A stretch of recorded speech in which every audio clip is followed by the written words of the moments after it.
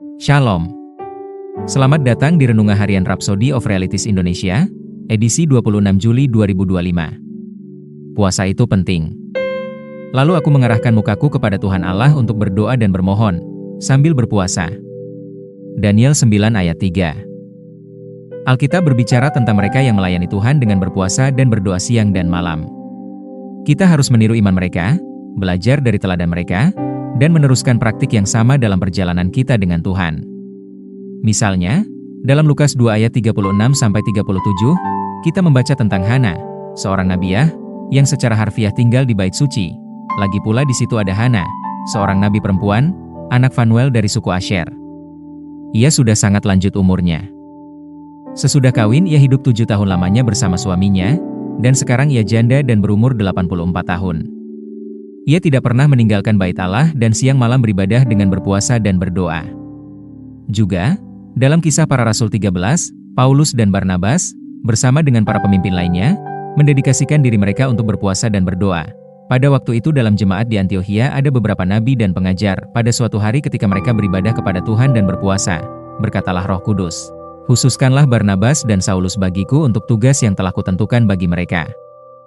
Maka berpuasa dan berdoalah mereka, dan setelah meletakkan tangan ke atas kedua orang itu, mereka membiarkan keduanya pergi. Kisah Para Rasul 13 ayat 1-3. Dalam Kisah Para Rasul 14 ayat 23, Paulus dan Barnabas meneruskan budaya yang sama ini.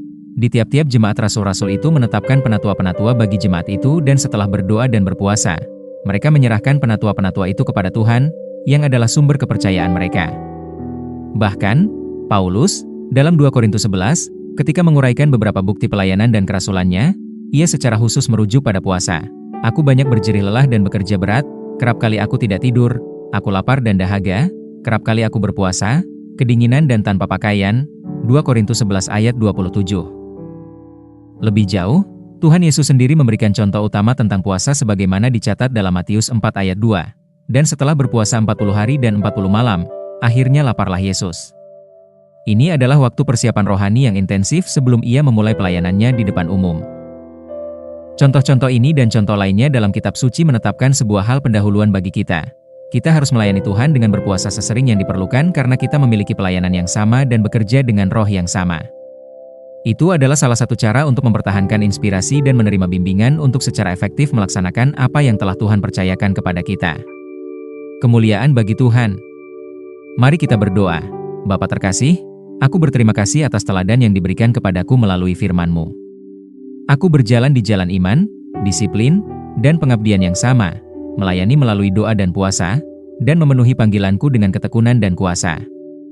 Terima kasih atas budaya ilahi firman-Mu yang membentuk hidupku dan memastikan kemenanganku yang berkelanjutan. Dalam nama Yesus, amin. Ayat renungan hari ini terdapat dalam 2 Korintus 11 ayat 27, Matius 6 ayat 16-18, Kisah Para Rasul 13 ayat 2-3.